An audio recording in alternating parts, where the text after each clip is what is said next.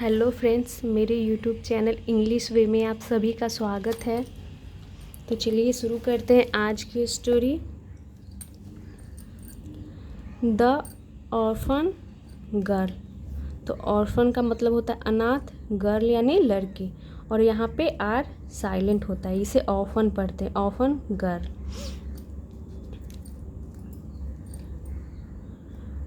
On a cold winter night an orphan girl was begging on the streets on a cold winter night। इसका मतलब हो गया कि सर्दी की ठंड रात में, सर्दी की ठंड रात में ऑन ऑर्फन गर्ल, एक अनाथ लड़की, वाज बेगिंग यानी कि भीख मांग रही थी। बेगिंग मतलब भीख मांगना, और वाज का यूज यहाँ पे किया गया है, यानी कि ये पास्ट कंटिन्यूअस के रूप में यूज किया गया है। यानी इसका मतलब हो गया कि एक ठंड के सर्दी के रात में एक अनाथ लड़की भीख मांग रही थी। ऑन द स्ट्रीट्स, कहाँ पे? तो ऑन द स्ट्रीट्स यानी कि स्ट्रीट्स का मतलब होता है गली या फिर सड़क, यानी कि वो सड़कों या गलियों में वो भीख मांग रही थी ठंड की एक रात में। Please give me something warm to wear. Please give me, कृपया, गिव मी यानी कि मुझे दो, समथिंग यानी कि कुछ, वार्म यानी कि गर्म, टू वेयर यानी कि पहनने के लिए, टू वेयर यानी कि पहनने के लिए। तो वो क्या भीख मांग रही थी कि कृपया मुझे पहनने के लिए कुछ कपड़े दें। प्लीज यानी कि कृपया। तो यहाँ पे क्लॉथ्स ऐसा लिखा हुआ नहीं है, बट इसका सेंस तो यही आ रहा है कि वो पहनने के लिए कपड़े मांग रही थी। प्लीज यानी कि कृपया, give me some food to eat. तो वो क्या मांग रही थी? और प्लीज यानी कि कृपया, गिव मी यानी कि मुझे दे, सम फूड यानी कि कुछ भोजन, टू ईट यानी खाने के लिए। तो यहाँ पे टू और यहाँ पे टू, ये प्रीपोजिशन नहीं है, ये इन्फिनिटिव हो गया। तो वो लड़की जो थी वो क्या मांग रही थी? खाने के लिए भोजन, फूड टू ईट खाने के लिए भोजन, और पहनने के लिए कपड़े मांग रही थी। सी केप्ट रिपीटिंग यानी कि वो रिपीटिंग, वो कीप की सेकेंड फॉर्म केप्ट का यूज किया गया है, और ये इसीलिए यूज किया गया है क्योंकि वो कंटिन्यू ऐसा काम कर ही रही थी, ये दिखाने के लिए। सी केप्ट रिपीटिंग यानी कि वो भीख मांग रही थी, वो उसने जारी रखा, वो रिपीटिंग कर रही थी। नो बडी यानी कि कोई भी नहीं। टुक पिटी ऑन हर यानी कि किसी को भी, टुक पिटी यानी कि दया नहीं आई, टेक की सेकेंड फॉर्म टुक हो गई, पिटी यानी कि दया, ऑन हर यानी कि उस पर, यानी कि किसी को भी, नो बडी यानी किसी को भी उस पर दया नहीं आई। Yet she did not give up, yet यानी कि फिर भी, she did not give up यानी कि उसने हार नहीं मानी, गिव अप मतलब हार मानना, सी डिड नॉट गिव अप यानी कि फिर भी उसने हार नहीं मानी। एट का मतलब यहाँ पे हो गया फिर भी, लेकिन उसने फिर भी हार नहीं मानी। Slowly the streets started getting empty. Slowly का मतलब हो गया कि धीरे धीरे। द स्ट्रीट्स यानी जो गलियां थी, सड़कें, स्टार्टेड गेटिंग एम्प्टी यानी कि वो क्या होने लगी? स्टार्टेड यानी कि शुरू हो गया, क्या हो गया? तो गेटिंग एम्प्टी यानी कि खाली होना शुरू हो गया। तो ठंड की रात थी, तो धीरे धीरे क्या हो गया? सारी गलियां वो खाली होना शुरू हो गया। द ऑर्फन गर्ल, जो अनाथ लड़की थी, नोटिस्ड, तो नोटिस करना यानी कि ध्यान देना, देखना, तो उसकी सेकेंड फॉर्म नोटिस्ड यानी कि जो अनाथ लड़की थी ऑर्फन गर्ल, उसने देखा अ बिग हाउस, तो उसने क्या देखा? एक बड़ा घर देखा। She went to the house, she went to the house का मतलब हो गया कि वह गई, द हाउस उस घर गई जहाँ उसने, जिसे मतलब कि जब वो घर देखी तो वो उस घर गई। And begged for food and clothes, and begged for food and clothes यानी कि उसने भोजन और कपड़े की भीख मांगी। But the proud owner shooed her away, लेकिन द प्राउड ऑनर, प्राउड का मतलब यहाँ पे होगा घमंडी, ऑनर यानी कि मालिक, घमंडी मालिक, शूड हर अवे यानी कि उसे क्या कर दिया, हर उस लड़की के लिए यूज किया गया, ऑर्फन लड़की के लिए शूड हर अवे यानी कि उसे वहाँ से भगा दिया। The girl was hurt but did not lose hope. The girl was hurt, जो लड़की थी वो हर्ट हो गई यानी कि वो दुखी हो गई, बट लेकिन डिड नॉट लूज होप, लेकिन उसने आशा नहीं छोड़ी। होप यानी कि आशा, यानी कि उसने उम्मीद नहीं छोड़ा, यानी कि उसने हार नहीं मानी। तो ये सेंटेंस पास्ट इंडेफिनिट की नेगेटिव सेंटेंस है जिसमें हम डिड के साथ वर्ब की फर्स्ट फॉर्म का यूज करते हैं। यानी कि जो वो उसे एक बड़ा सा घर दिखा उस लड़की को, तो वो उस घर में गई, तो जो उस घर का जो मालिक था, ऑनर था, वो घमंडी था, उसे वहाँ से भगा दिया। फिर भी वो लड़की जो थी वो हार नहीं मानी। Seeing a little cottage behind the house. Seeing यानी कि देख करके, अ लिटिल कॉटेज एक छोटा सा कॉटेज यानी कि झोपड़ी, एक छोटा सा झोपड़ी देख करके, बिहाइंड द हाउस यानी कि घर के पीछे एक छोटी सी झोपड़ी देखकर, कॉटेज यानी कि झोपड़ी हो गया। सी वेंट देयर, सी यानी कि वह, वेंट यानी गई, देयर यानी वहाँ, तो देयर एडवर्ब हो गया, एडवर्ब ऑफ प्लेस। ये दिखा रहा है कि वो कहाँ गई, तो वहाँ गई, स्थान को दिखा रहा है, इसीलिए इसे एडवर्ब ऑफ प्लेस बोलते हैं। सी वेंट देयर, वह वहाँ गई। And knocked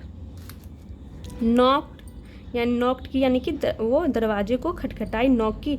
a young lady का मतलब हो गया कि एक युवा औरत। Who had an infant boy in her arms यानी कि एक युवा लड़की, हु हैड जिसके पास था, हैड यहाँ पोजेशन को दिखा रहा है, तो वह स्टोरी है पास्ट की, तो यहाँ पे हैड का यूज किया जाता है पास्ट की पोजेशन को दिखाने के लिए। हु हैड यानी कि जिसके पास था, एन इन्फेंट का मतलब होता है कि शिशु, नवजात, तो उसके पास क्या था, नवजात बॉय यानी कि नवजात लड़का, बच्चा। इन हर आर्म्स, उसके आर्म्स यानी कि उसके हाथों में क्या थे, एक नवजात बच्चा था। एंड अ लिटिल गर्ल, और एक छोटी लड़की, बिहाइंड हर, उसके पीछे यानी कि उस युवा जो औरत थी उसके पीछे। तो यहाँ पे है, देख सकते हैं आप, ये जो लड़की है, अनाथ लड़की है वो है, और ये औरत है, उसके हाथ में एक छोटा बच्चा है और पीछे ये एक लड़की है। Behind her opened the door यानी कि ओपेंड द डोर यानी कि जिस औरत के हाथ में एक बच्चा था और उसके पीछे एक लड़की थी, उसने ओपेंड द डोर यानी कि दरवाज़ा को खोली। She asked her what she wanted, she asked her यानी कि उसने पूछी, हर यानी उस लड़की से, व्हाट सी वांटेड, व्हाट यानी कि क्या, सी वांटेड यानी कि वह क्या चाहती है। तो यहाँ पे व्हाट कंजंक्शन का यूज किया गया है, कंजंक्शन के रूप में है, इसीलिए यहाँ पे हेल्पिंग वर्ब नहीं आया, सब्जेक्ट आया है। The orphan girl begged as usual यानी कि द ऑर्फन गर्ल, उस अनाथ लड़की ने बेग्ड भीख मांगती रही, एज यूजुअल यानी कि हमेशा की तरह, एज यूजुअल के मतलब हो गया कि हमेशा की तरह वो भीख मांगती रही, जैसे मांगती थी वैसे ही जब गेट खोली तो वो भीख मांगती रही। प्लीज कम इन, कृपया अंदर आ जाओ। It is really cold outside, it is really cold यानी कि वास्तव में ठंड है, आउटसाइड यानी बाहर। आई डू नॉट हैव मच, इसका मतलब हो गया आई डू नॉट हैव मच, मेरे पास ज़्यादा नहीं है, और ये भी पोजेशन को दिखा रहा है, प्रेजेंट की पोजेशन को दिखा रहा है। वो औरत बोलती है मेरे पास, I do not have a much, मेरे पास ज़्यादा नहीं है, but I will help you however I can, वो क्या बोलती है, मेरे पास ज़्यादा नहीं है लेकिन आई विल हेल्प यू, मैं तुम्हारी मदद करूँगी। हाउ एवर आई कैन, तो इसका मतलब हो गया कि मेरे पास ज़्यादा कुछ तो नहीं है, बट मैं जितना हो सके मैं तुम्हारी मदद करूँगी। तो यहाँ पे हाउएवर का और भी यूज है, बट यहाँ पर हाउएवर का यूज ये हो रहा है कि मदद की सीमा को दर्शाने के लिए कि मैं आपकी जितनी भी मदद कर सकती हूँ करूँगी, मेरे पास ज़्यादा कुछ तो नहीं है लेकिन जितनी मेरे पास है मदद करूँगी। Said the kind lady, said यानी कि कहा, द काइंड लेडी उस काइंड औरत ने। तो द का मतलब यहाँ पे वही होता है कि उस औरत की बात हो रही है। इसीलिए यहाँ पे द का यूज किया जाता है।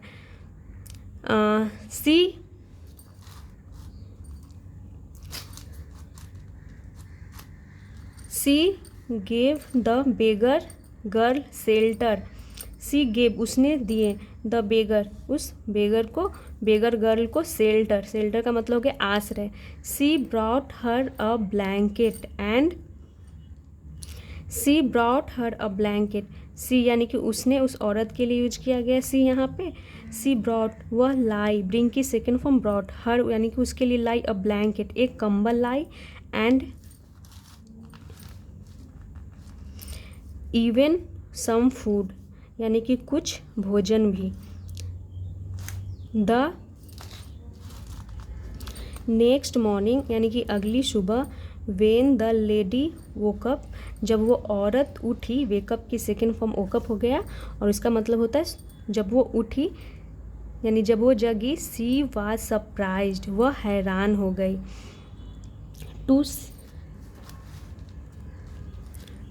क्यों हैरान हो गई तो आगे पता चलेगा। टू सी यानी कि देख करके, हर सेल्फ लाइंग तो वो हैरान हो गई, हर सेल्फ लाइंग खुद को लेटा देखकर, on a golden, on a golden का मतलब हो गया कि सोने के, on a golden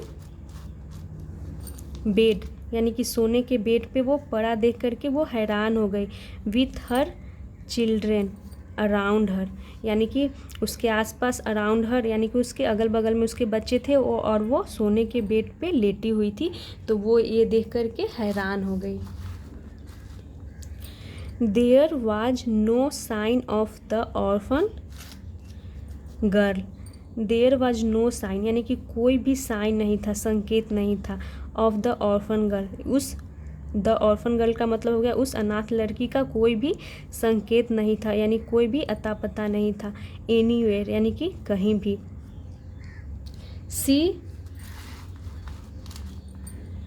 C also found a note which said यानी कि वह, सी ऑल्सो फाउंड यानी कि उसे मिला, अ नोट एक नोट मिला, विच सेड, विच का मतलब हो गया जिसमें, सेड यानी कि लिखा हुआ था। माई चाइल्ड मेरा बच्चा, you were kind to me. तो क्या लिखा हुआ था, एक नोट मिला उसमें लिखा हुआ था यू वर काइंड, तुम दयालु थे, टू मी यानी मेरे लिए, सो इसीलिए यू डिज़र्व द रिचेस, इसीलिए तुम डिज़र्व करते हो यानी कि तुम हकदार हो, द रिचेस यानी कि तुम धन की हकदार हो। योर हेवेनली फादर यानी कि तुम्हारे स्वर्गीय पिता। सी रियलाइज्ड उसे एहसास हुआ, द गर्ल वाज, उसे क्या एहसास हुआ यानी कि सी रियलाइज्ड उसे एहसास हुआ, the girl was none other than God. तो क्या एहसास हुआ कि जो वो लड़की थी, वाज यानी थी, नन अदर देन गॉड यानी कि वो